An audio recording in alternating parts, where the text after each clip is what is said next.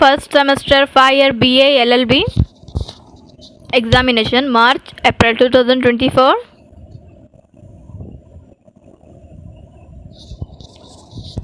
ಎರಡು ಸಾವಿರದ 24 political science first semester BA LLB ಪ್ರಶ್ನೆಗಳನ್ನು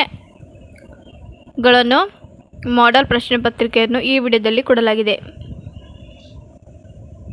ಯೂನಿಟ್ 1ರಲ್ಲಿ ರಾಜ್ಯಶಾಸ್ತ್ರದ ಅರ್ಥ, ಸ್ವರೂಪ ಮತ್ತು ವ್ಯಾಪ್ತಿಯನ್ನು ವಿವರಿಸಿ.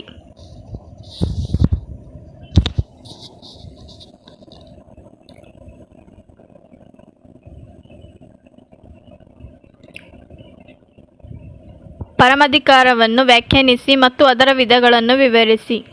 10 ಅಂಕದ ಪ್ರಶ್ನೆಯಾಗಿದೆ. ಇವೆರಡು ಆಪ್ಷನ್ಗಳಲ್ಲಿ ರಾಜ್ಯಶಾಸ್ತ್ರದ ಅರ್ಥ, ಸ್ವರೂಪ ಮತ್ತು ವ್ಯಾಪ್ತಿ ಅಥವಾ ಪರಮಾಧಿಕಾರವನ್ನು ವ್ಯಾಖ್ಯಾನಿಸಿ ಮತ್ತು ಅದರ ವಿಧಗಳನ್ನು ವಿವರಿಸಿ. ಎರಡರಲ್ಲಿ ಒಂದನ್ನು ಆಯ್ಕೆ ಮಾಡಿ ಬರೀತಕ್ಕಂಥದ್ದಾಗಿದೆ. ರಾಜ್ಯ ಮತ್ತು ಸಮಾಜದ ನಡುವಿನ ಹೋಲಿಕೆಯನ್ನು ಕುರಿತು ಲಘು ಟಿಪ್ಪಣಿ ಬರೆಯಿರಿ. ರಾಜ್ಯ ಮತ್ತು ಸಮಾಜದ ನಡುವಿನ ಇರ್ತಕ್ಕಂಥ ಒಂದು ವ್ಯತ್ಯಾಸದ ಬಗ್ಗೆ ಕುರಿತು ಲಘುವಾಗಿರ್ತಕ್ಕಂಥ ಒಂದು ಟಿಪ್ಪಣಿಯನ್ನು ಬರೀತಕ್ಕಂಥದ್ದಾಗಿದೆ. ಮುಂದಿನ ಪ್ರಶ್ನೆ, ಇದು ಅಥವಾ ಇದನ್ನು ಆಯ್ಕೆ ಮಾಡಿಕೊಂಡು ಬರೀತಕ್ಕಂಥದ್ದು. ರಾಜ್ಯದ ದೈವಿಕ ಉಗಮದ ಸಿದ್ಧಾಂತದ ಮೇಲೆ ಟಿಪ್ಪಣಿ ಬರೆಯಿರಿ.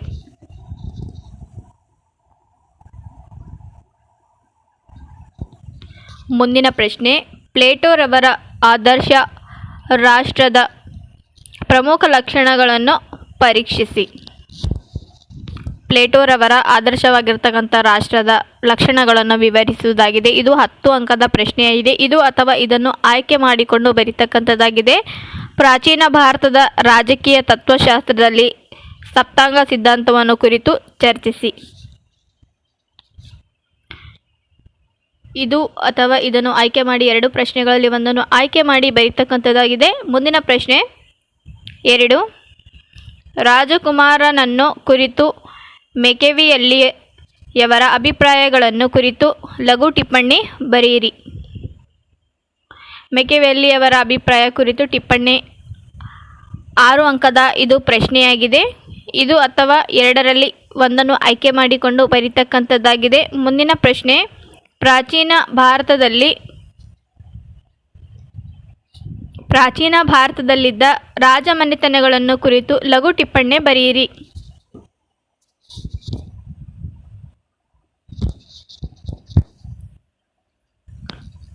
ಯೂನಿಟ್ 3 ಮೂರನೇ ಘಟಕದಲ್ಲಿ ಪ್ರಶ್ನೆ 3 10 ಅಂಕದ ಪ್ರಶ್ನೆಯಾಗಿದೆ.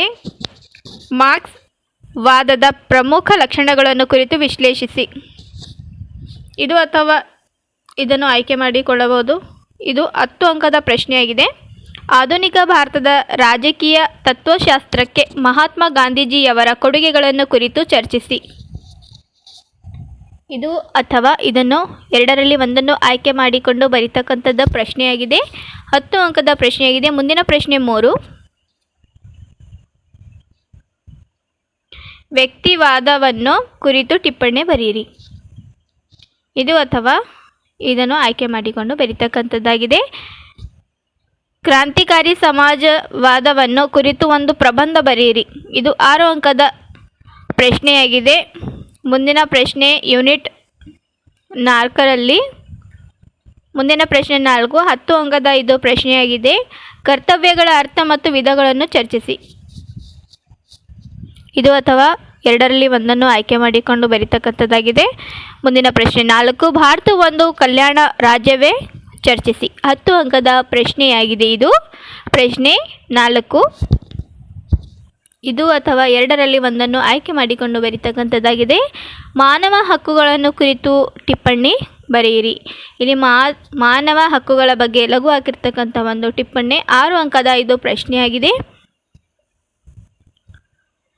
ಮುಂದಿನ ಪ್ರಶ್ನೆ 4 ಹಕ್ಕು ಮತ್ತು ಕರ್ತವ್ಯಗಳ ನಡುವಿನ ಸಂಬಂಧವನ್ನು ಕುರಿತು ಟಿಪ್ಪಣಿ ಬರೆಯಿರಿ. ಇದು ಅಥವಾ ಇದು ಎರಡರಲ್ಲಿ ಒಂದನ್ನು ಆಯ್ಕೆ ಮಾಡಿಕೊಂಡು ಬರೀತಕ್ಕಂಥದ್ದಾಗಿದೆ. 6 ಅಂಕದ ಇದು ಪ್ರಶ್ನೆಯಾಗಿದೆ. ಮುಂದಿನ ಪ್ರಶ್ನೆ ಯೂನಿಟ್ 5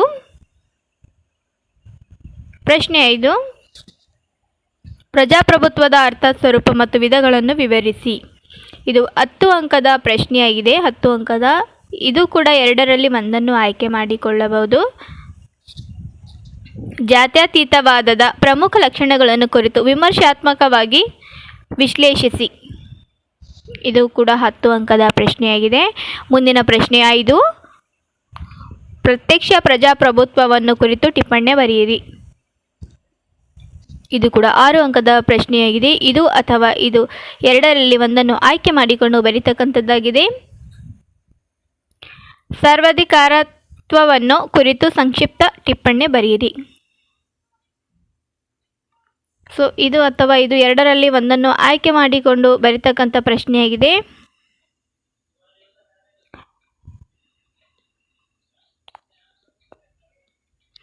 ಎರಡು 5 ವರ್ಷದ BA LLBಯ ಪ್ರಶ್ನೆ ಪತ್ರಿಕೆಯಾಗಿದೆ. ಇಲ್ಲಿ ಎಷ್ಟು ಅಂಕದ ಪ್ರಶ್ನೆಗಳಿಗೆ ಎಷ್ಟು ಪೇಜುಗಳನ್ನು ಸಾಲುವಂತೆ ಬರೆಯಬೇಕು ಎಂಬುದರ ಬಗ್ಗೆ ಮಾಹಿತಿಯನ್ನು ಕೊಡುತ್ತಿದ್ದೇನೆ. ಮೊದಲನೇ ಪ್ರಶ್ನೆಗೆ 10 ಅಂಕದ ಪ್ರಶ್ನೆಯಾಗಿದೆ. ಇದರ ಒಂದು ವಿವರಣೆಯನ್ನು 4 ಪುಟದಷ್ಟು ಮೀರಿದಷ್ಟು ನೀವು ಬರೀತಕ್ಕಂಥದ್ದಾಗಿದೆ. ಇದು ಕೂಡ 10 ಅಂಕದ ಪ್ರಶ್ನೆ ಆಗಿರ್ತಕ್ಕಂಥದ್ದು. ಇದು ಕೂಡ 10 ಅಂಕದ ಪ್ರಶ್ನೆಯನ್ನು 4 ಪುಟದಷ್ಟು, ಇಲ್ಲಿ 6 ಪುಟದಷ್ಟು ಕೊಟ್ಟಿರ್ತಕ್ಕಂತಹ, ಇಲ್ಲಿ 2.5 ಪುಟದಷ್ಟು ಮೀರಿದಂತೆ ಬರೀತಕ್ಕಂಥದ್ದಾಗಿದೆ. ಇದು ಕೂಡ 6 ಅಂಕದ ಪ್ರಶ್ನೆಯಾಗಿದೆ. ಇದು ಕೂಡ 2.5 ಪುಟದಷ್ಟು ಬರೀತಕ್ಕಂಥದ್ದು. ಇಲ್ಲಿ 10 ಅಂಕದ ಪ್ರಶ್ನೆಯನ್ನು 4 ಪುಟ ಮೀರಿದಂತೆ ಬರೀತಕ್ಕಂಥದ್ದಾಗಿದೆ. ಇದು ಕೂಡ 10 ಅಂಕದ ಪ್ರಶ್ನೆ, 4 ಪುಟದಷ್ಟು ಮೀರಿದಂತೆ ಬರೆಯಬೇಕು. ಮುಂದಿನ ಪ್ರಶ್ನೆ 6 ಕೂಡ 2.5 ಅಥವಾ 3 ಪುಟದಷ್ಟು ಬರೀತಕ್ಕಂಥದ್ದಾಗಿದೆ. ಪ್ರಶ್ನೆ 2ರಲ್ಲಿ ಕೂಡ ಪ್ರಾಚೀನ ಭಾರತದಲ್ಲಿದ್ದ ರಾಜಮನೆತನಗಳ ಬಗ್ಗೆ ಲಘುವಾಗಿರ್ತಕ್ಕಂಥ ಟಿಪ್ಪಣಿ 3 ಪುಟದಷ್ಟು ಬರಿಬೇಕು. ಮುಂದಿನ ಪ್ರಶ್ನೆ 10 ಅಂಕದ್ದಾಗಿದೆ. ಮಾರ್ಕ್ಸ್ವಾದದ ಪ್ರಮುಖ ಲಕ್ಷಣಗಳನ್ನು, ಇದರ ಒಂದು ಲಕ್ಷಣ ಪ್ರಸ್ತಾವನೆಯನ್ನು ಕೊಟ್ಟು, ಲಕ್ಷಣಗಳನ್ನು ಕೊಟ್ಟು ವಿವರಣೆಯ ಜೊತೆಯಲ್ಲಿ ಇದು ಕೂಡ 4 ಪುಟ ಮೀರಿದಷ್ಟು ಬರೆಯಬೇಕು. 10 ಅಂಕದ ಪ್ರಶ್ನೆಯಾಗಿದೆ. ಮುಂದಿನ ಪ್ರಶ್ನೆಯನ್ನು ಕೂಡ 10 ಅಂಕದ ಪ್ರಶ್ನೆ. ಇದು ಕೂಡ 4 ಪುಟದಷ್ಟು ಬರೀಬೇಕು.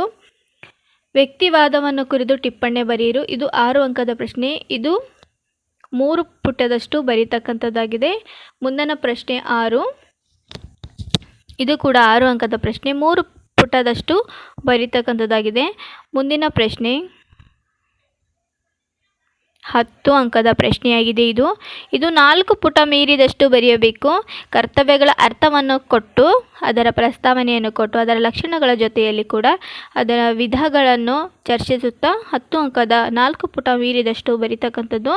ಇಲ್ಲಿ ಭಾರತ ಒಂದು ಕಲ್ಯಾಣ ರಾಜ್ಯವೇ, ಇದರ ಚರ್ಚೆಯಲ್ಲಿ ಪ್ರಸ್ತಾವನೆ ವಿವರಣೆಯನ್ನು ಕೊಡುತ್ತಾ 10 ಅಂಕದ ಪ್ರಶ್ನೆಯಾಗಿದೆ. ಇದಕ್ಕೂ ಕೂಡ ನೀವು 4 ಪುಟ ಮೀರಿದಷ್ಟು ಬರೆಯಬೇಕು. ಇಲ್ಲಿ 6 ಅಂಕದ 10 ಪ್ರಶ್ನೆ ಮತ್ತು 6 ಅಂಕದ ಪ್ರಶ್ನೆಗಳಿದ್ದಾವೆ.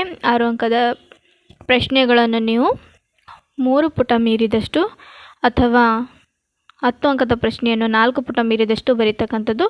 ಇಂದಿನ ವಿಡಿಯೋದಲ್ಲಿ ಸಂಪೂರ್ಣವಾಗಿ ಫಸ್ಟ್ ಸೆಮಿಸ್ಟರ್ 5 ಇಯರ್ BA LLBಯ ಪ್ರಶ್ನೆ ಪತ್ರಿಕೆ ಜೊತೆಯಲ್ಲಿ ಯಾವ ರೀತಿಯಲ್ಲಿ 2024ರ ಪ್ರಶ್ನೆ ಪತ್ರಿಕೆ ಜೊತೆಯಲ್ಲಿ ಬರೆಯಬೇಕಂತಹ ಮಾಹಿತಿಯನ್ನು ಈ ವಿಡಿಯೋದಲ್ಲಿ ಕೊಡಲಾಗಿದೆ. ಧನ್ಯವಾದಗಳು.